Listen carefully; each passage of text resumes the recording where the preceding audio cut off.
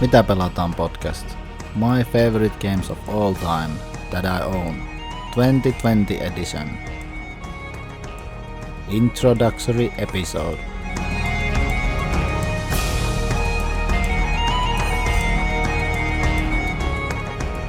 So here we are, finally. I made my previous list of top games that I own in August of 2018. And for this list, I waited until I have 810 games played, and that happened in last December of 2019.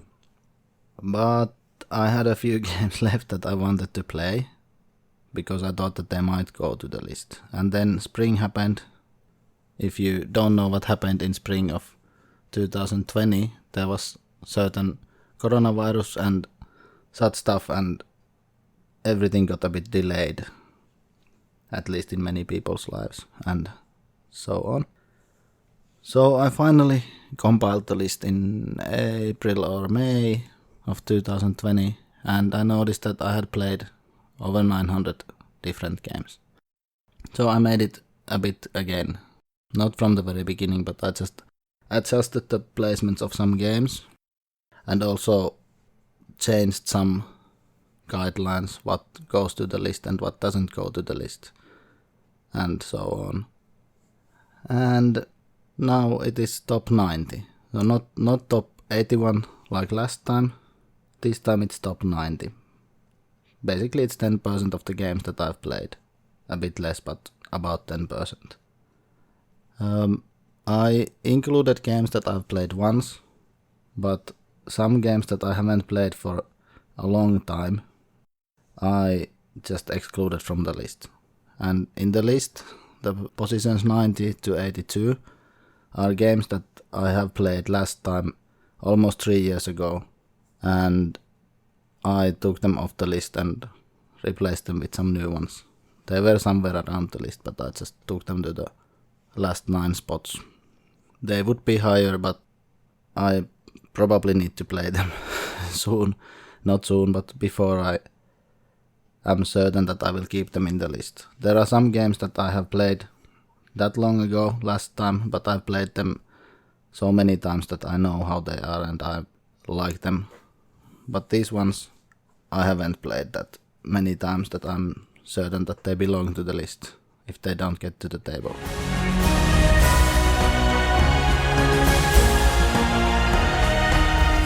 Also for this list I thought that it might be interesting to make some kind of a comparison of my tastes to other people who have made top lists. Mostly top 50s, but one is a top 100 list and one is top 40. So I thought that I asked the people who I follow, whose podcasts I listen to, or who I think that share a taste with me. And I asked for the lists from Kellen in Boardgame Barrage. Then I asked from the guys at Punchboard Paradise. And I asked from Mike Delisio from Sporadically Pod and Dice Tower nowadays also, but from the podcast mainly. I listen to him there. And then I found lists from Blueback Pinkback from the Boardgame Geek Guild, and it was somehow easy to collect from there, and they seem to have updated it in 2019, so it's quite valid. Also, Jonas Collett had put the list for Heavy Cardboard to their guild in Boardgame Geek, so I got Edwards and Chess's top 50 lists. And then I also asked Luke Hector, who sent a very detailed Excel file to me by email with more information than I need, and it was his newest top 100 list. Mike Delisio sent me a list in Twitter. It's probably the list that he had in the Dice Tower top 100 lists, and it's fine because it's the newest that is public. It doesn't need to be updated. Kellen didn't give me anything from Boardgame Barrage, so I had to go and copy paste them from their webpage, 10 at a time, and clean them. And for Punchboard Paradise, I asked them in Instagram. I think Chad is responsible for the Instagram, and he sent them on paper.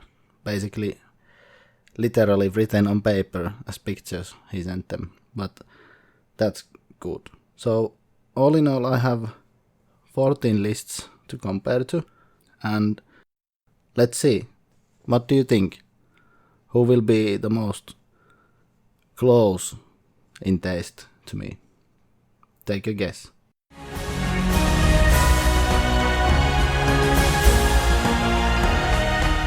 So as these lists are different size, for Mike it's top 40, so I used a multiplier so that it would demonstrate a list of 50 games. So I multiplied his choices by 1.2, so it would be closer to correct. And for Luke, his list varies. His games from 51 to 100 are not matching to mine at all. His 1 to 50 are matching more. So I took his 1 to 50, like for everyone else as well. So how I did this was that I'm comparing that to these guys, what they have in their top 50. And then I also marked what are good games in my opinion in their lists. And then I marked which ones I haven't played and which are interesting to me among the ones that I haven't played. And then I rated all of them. And then I made a percentage match for the person to mine, where I combined the games that we both share in our top lists, the good games that they have on the list, and the games that are interesting to me among the ones that I haven't played.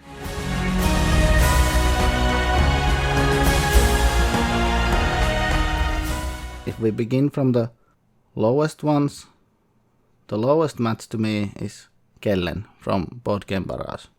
His taste is basically crap. No, not really. He has a match score of 48%, so it's not really good. And the second one that is least similar to mine is Jeremy from Blueback Pinkback. Also Christina is not very similar to me in taste. Jeremy and Kellen only had 5 games, same games as I did in the list, and Christina didn't have anything interesting that I haven't played in her list. But she had 9 games that we share on the list. Then Mike Delisio had 6 games that we share, but with the multiplier it's 7.5, and he was the next least matching with me. But he had lots of games on his list that I haven't played, that are interesting to me. So his matching percent is 60% to me in the taste. Next one at 60% is Richie from Punchboard Paradise, and he had 18 games on the list that I also have, but he didn't have any good games that I had played on his list, so that's what brings him down. And also amongst the ones that I didn't play from his list, there are only 4 interesting ones. And Neelan from Board Game Barrage had 12 games, same as I do in the list. But he had 18 good games in the list that I don't have in the list, but I think are good. He had the least interesting games that I hadn't played. He had only 3 that interest me. But it still gives him a 66% match with me. Next one is Rob from Blueback Pinkback. He had 15 same games as I did on the list, and 13 good games, and also 6 games that I haven't played that are interesting to me. Luke Hector matches him with the 68% score.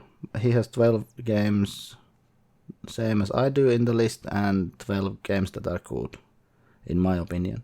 Also, he has 10 games that I want to play that I haven't played, and some of those games I have in the shelf, I just didn't get them played. Next one is the highest one from the Board Game Barrage. Obviously, Mark has the best taste amongst them in games, although he only has 9 same games with me on the list, but he has 15 that are good games, and he has 11 games that I haven't played but are very interesting to me. So he has a score of 70%. Chad from One Spot Paradise has 72% score. He has 19 same games as I do on the list, and 7 good games, and also 10 games that I would like to play that I haven't played from his list. Then at 74%, both Chess and Edward from Heavy Cardboard. I would rank Edward higher because Edward has 15 games, same as I do on my list, and Chess has 9. Chess has 11 good games on top of that, and Edward has 7. But Chess had 29 games on her list that I haven't played, and 17 out of those were interesting to me, that I think that I would really like. Edward had 26 games on the list that I didn't play earlier, and 15 of those I was interested in. So they both have 74% score. And we have 2 left. We have Clef from One Spot Paradise, and then we have Patrick the Bableus Emeritus from Blueback Pinkback. He's retired from the podcast for now. He will come back, I hope, and he will. Which one do you think is more matched to my taste?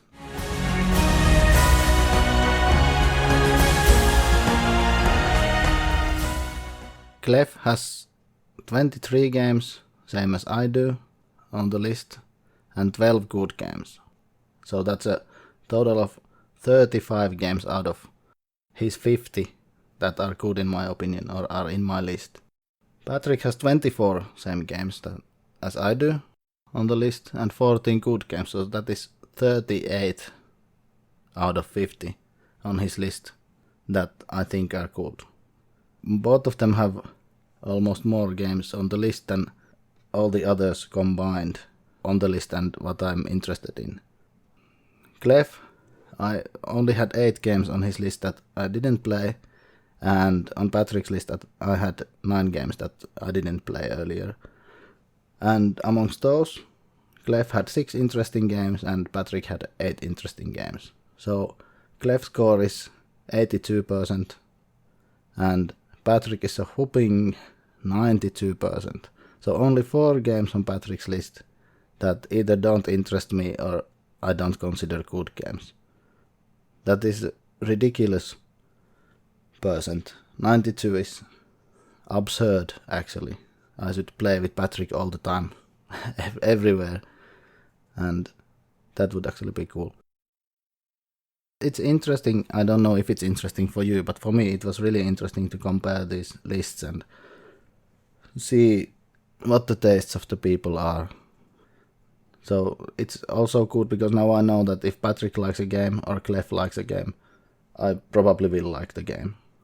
Also same for Chad and Richie and Neelan and Rob. They all have more than 50% of the games. I mean more than 25 games on their list that I consider good in their 50. So there's more than 50% chance of me liking it. And for the games that I might be interested in, I'm very, very eager to see what Edward and Chess and Mike DeLisio have on their list that I haven't played. Also Luke, Hector and Mark from Board Game Barrage, because they have lots of interesting games on their lists. Then for Christina, Jeremy and Kellen, you're under 50% in both. But Jeremy seems to have, according to the podcasts when I listen and how he speaks about the games, he seems to have similar taste than I do. Christina likes lighter games and Kellen is just strange. He likes very strange games. I think he likes too light games for me. So anyway, if you want to know more about my taste as well, maybe you can listen what Patrick and Clef want to play. And you can't go much wrong if you do that. If you don't listen to those podcasts, you can relate to Neelan in Board Game Barrage or either one in Heavy Cardboard, Chess or Edward. And Luke is also a good match. Well, good and good, but he hates some games that I like and he likes some games that I hate. But anyway, to each their own.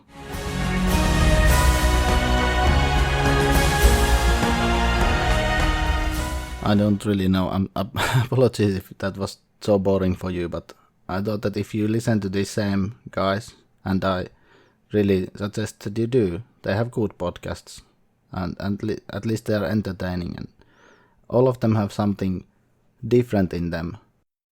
Blueback, Pinkback, I've listened to them for a very long time, since I found board game podcasts. They and Dice Tower were the first ones that I listened to.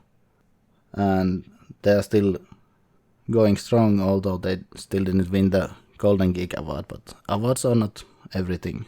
Just keep doing what you're doing. Although Patrick is not in the show currently, he'll come back, I know.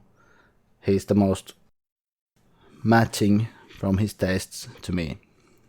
Punchboard Paradise, they play very similar games to me, and they like similar games to me. As a whole podcast, that's the closest to my taste. And I kinda knew that Clef would be close to mine. They have this bi-weekly draft. I'm really looking forward to those every week and every 2 weeks, because every week I check and then I remember that, oh, it wasn't a draft day. And I'm waiting for Clef to do well in the draft, because he really sucks at that, it seems. But they are a good podcast also, and they should get more listeners.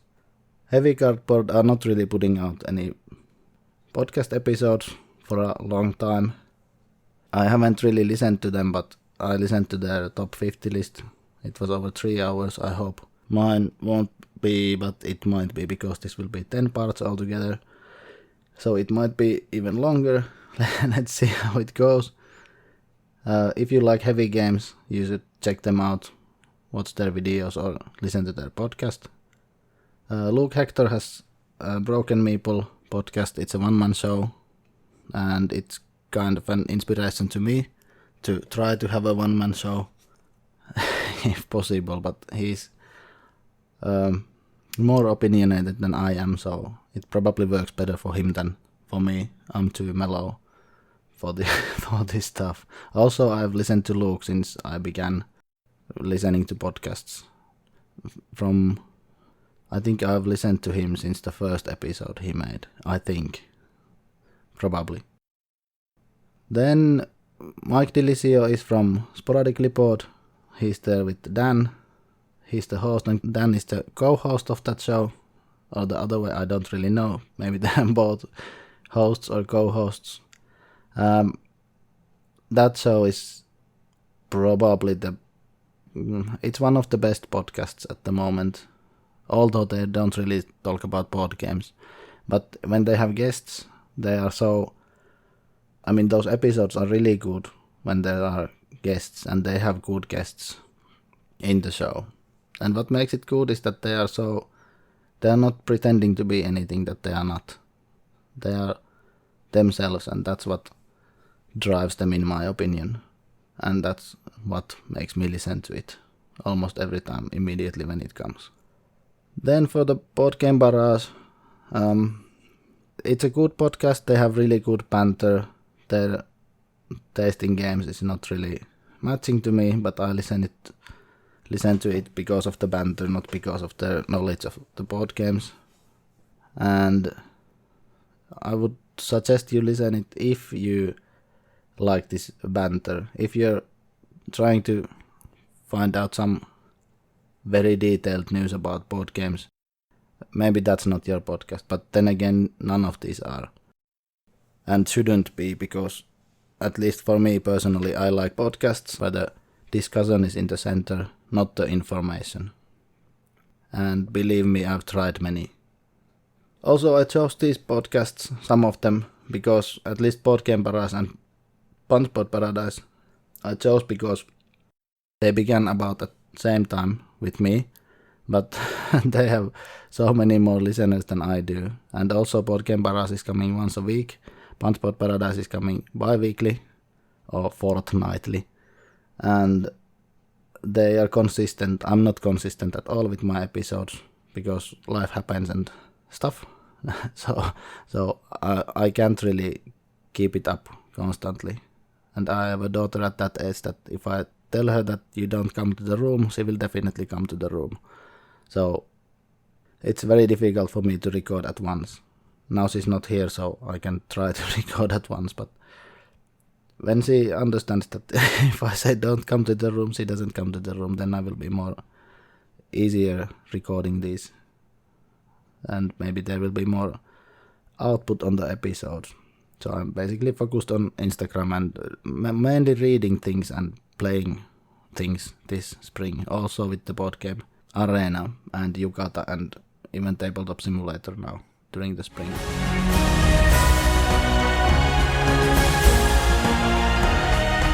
So, before in the next episode we go to the list, I will say a bit about the list in general, so I don't have to get into detail during the episodes. I can just list the games.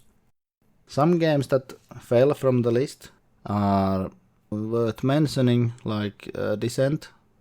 The second edition I had on 7th position about 2 years ago. Well, 1.5 years since I made this list, but 2 years since this is out. I sold it. It was on 7th place. I really like the game still with the Road to Legend app. I didn't play it 1 versus many. I still really like the game, but because I don't own it, it can't be on this list. Because these are the owned games. It's easier to rate them because I use different ways of evaluating them, which I will get into after this.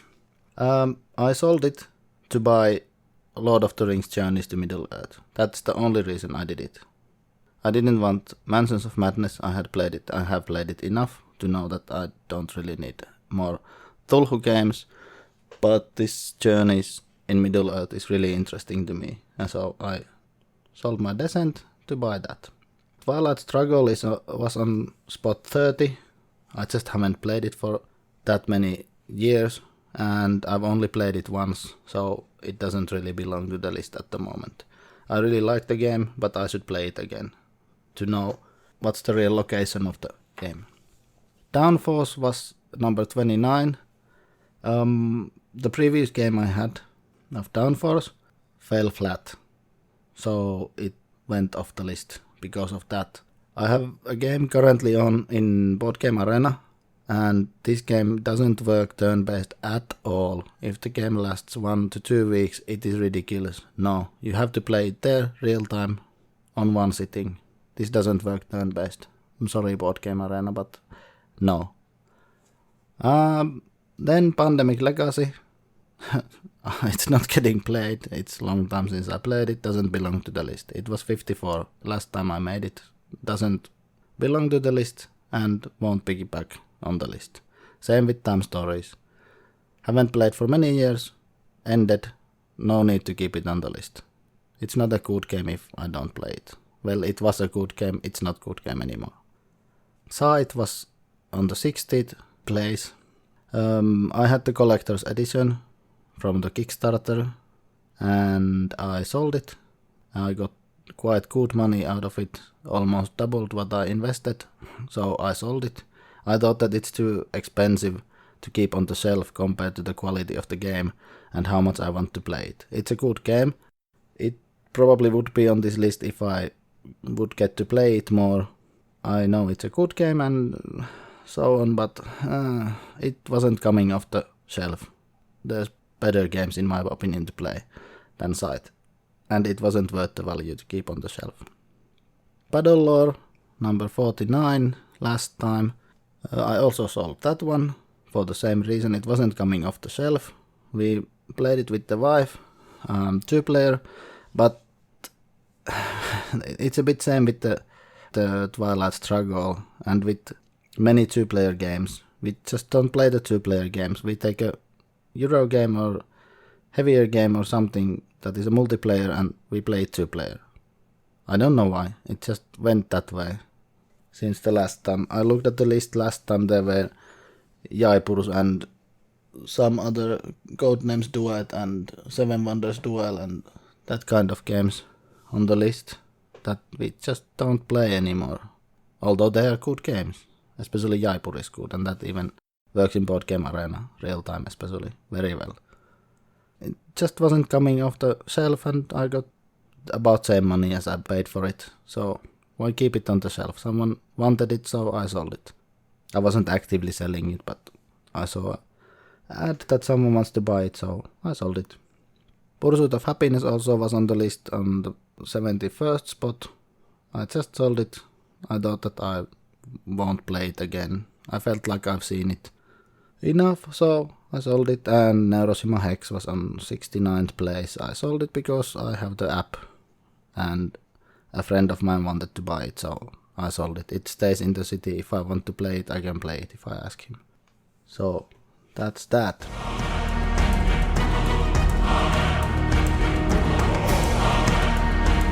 So out of the 81 for the ease of comparison, because last time I had top 81, 38 games were there last time. So the remaining 43 are new to me games. Except 3 of them I didn't own. They were on a list of top 9 games that I don't own, but now I own them, so they are on this list. So basically 41 are old. And among the 90 games on this list, 49 are old games on the list, on that top 81 list, or on the list of games that I don't own. And the remaining 41 games are new. Among those 41, only one is a game that I had played earlier, but it has risen to the list because of reasons. The other 40 games are new games to me during this time. And among these new games to me during this time, there are a few that didn't get to the list but could get to the list. First of them is Kailus, and that is a bit borderline case because I've played it with 3 people. I have one game going in Board Game Arena at the moment.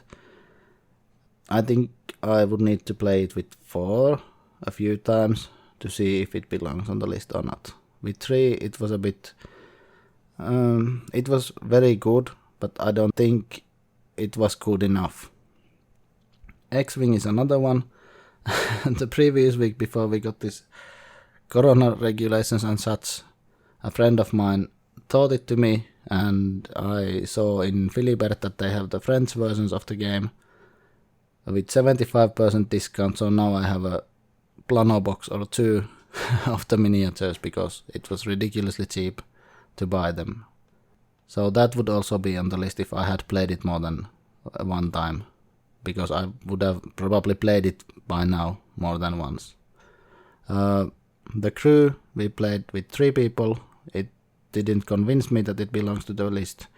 It's a good game, but not that good, maybe. It also felt very easy. Too easy, basically.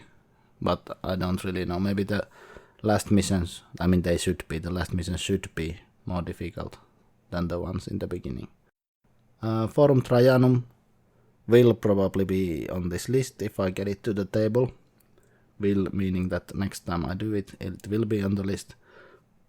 I've played it in Yukata now one more time, but this is a game that it really needs the table, and preferably 3 people, because 3 people is good, because then you're interacting with all the other players. There will be interaction between all the 3 players, and it's much better on the table, because in Yukata at least you couldn't really look at others' boards and see what is going on, and it was really difficult, in my opinion, to keep track of the game. Even if I won it, it still doesn't mean that it was easy to play there. Then Pipeline, I have to play again. It's a good game, but it seems difficult to get to the table. If I don't get it to the table, I will sell it, because why would it stay on the shelf? It's been there for a long time. I want to try it with 2 players, if it's good 2-player game, then it will definitely be on the list. It's a good game, but let's see. It might go into circulation and not stay on the shelf if it doesn't feel some kind of a place on the shelf that is available. Vinios, I have the old version. I've only played it 2-player. I was planning to put it to the list, but I think I need to play this 4-player before I put it to the list. It would be probably in top 60 at least. Yeah, looking at the list, it would be somewhere. Maybe not. Maybe it would be about 65 or so. But I thought that one time 2-player game is not enough to put it to the list. And this is one of the games that I really want to play it with 4 people when it's possible and when it's allowed to meet people.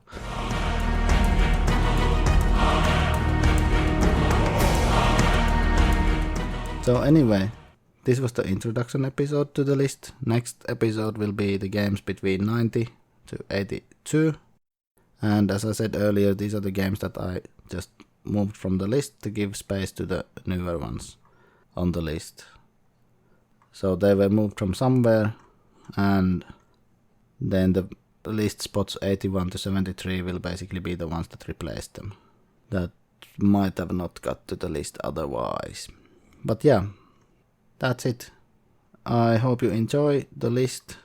This was probably, like I said earlier, this might have been boring to you if you are not interested in the statistics, or if you're not interested in the list and so on and what happened to the list. But actually, I didn't tell you how I made the list, so maybe if you're not too bored already. By the way, you can probably tell that I'm not scripting this.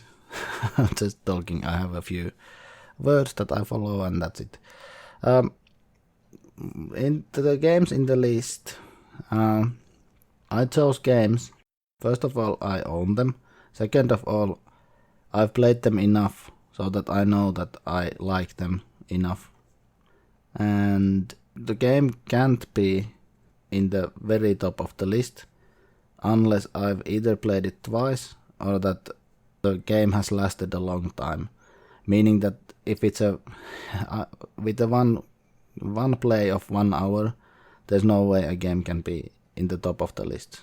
With one play of 2-3 hours, maybe it can be high on the list.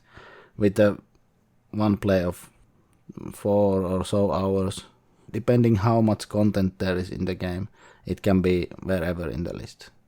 It's all about this, how much content the game gives and how many times I've played. I don't care if I played it once or if I played it 6 times, depends on how much content that 1 play or 6 plays gives me, because it doesn't really matter.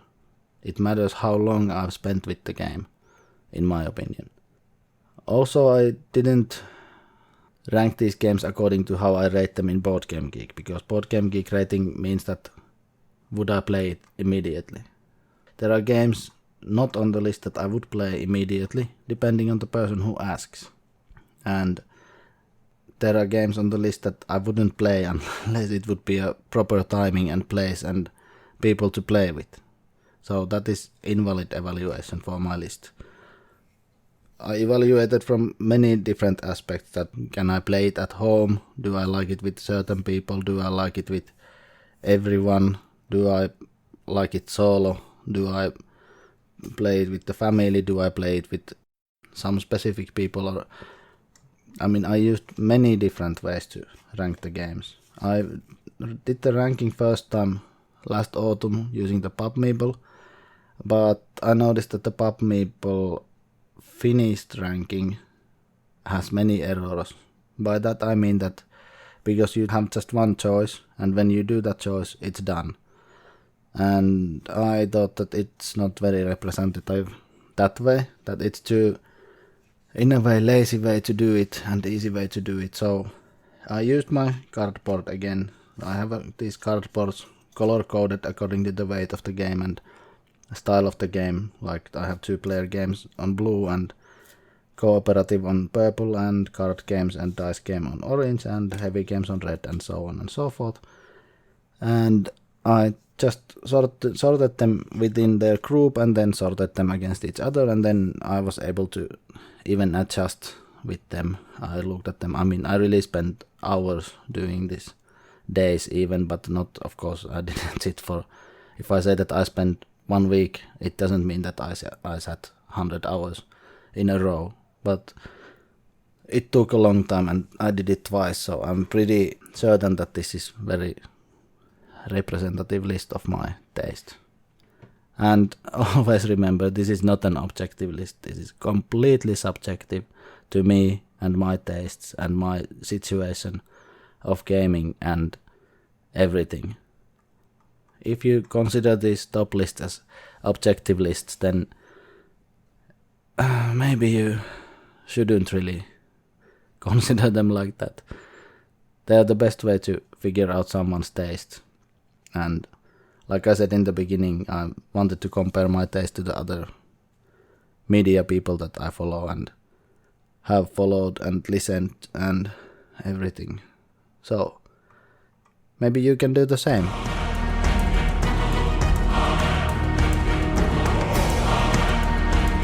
So let's see.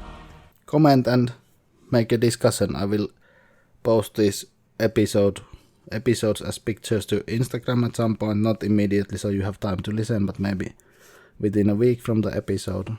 I try to put this out so that you don't have to wait for a long time for the next one.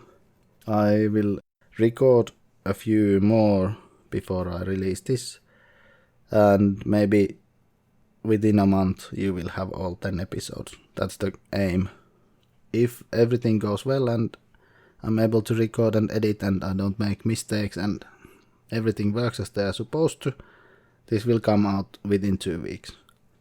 Today is 7th of July, so 7/7/2020. It's a good day to record, and here we go.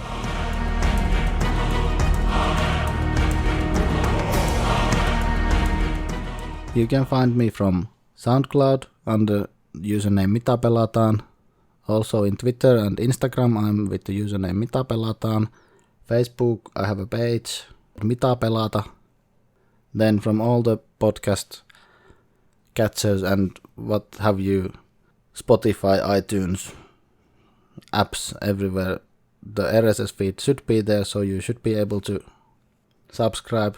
Please do subscribe so I know how many have subscribed, because there's now 11 people, but I'm getting hundreds of listens, so that probably is correct or not correct, or something is wrong with the SoundCloud stats.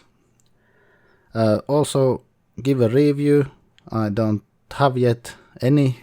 Let's see if I get some. Be honest in the review. Don't give 5 stars.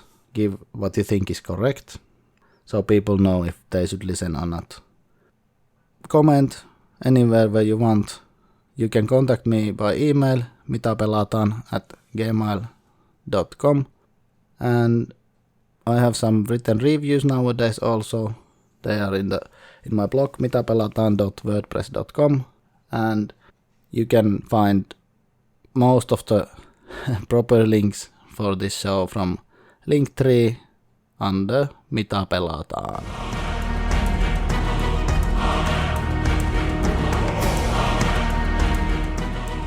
Thank you for listening, and hope you tune into the next episode as well, and we'll get to the actual games and their rankings and why they are there, and you can agree or disagree with me. Bye bye!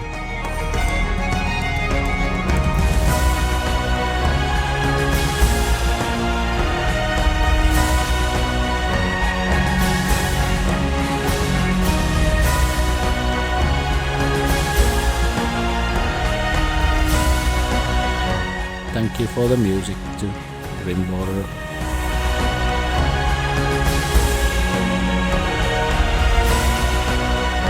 And to the people I mentioned earlier for sending their lists. Much appreciated.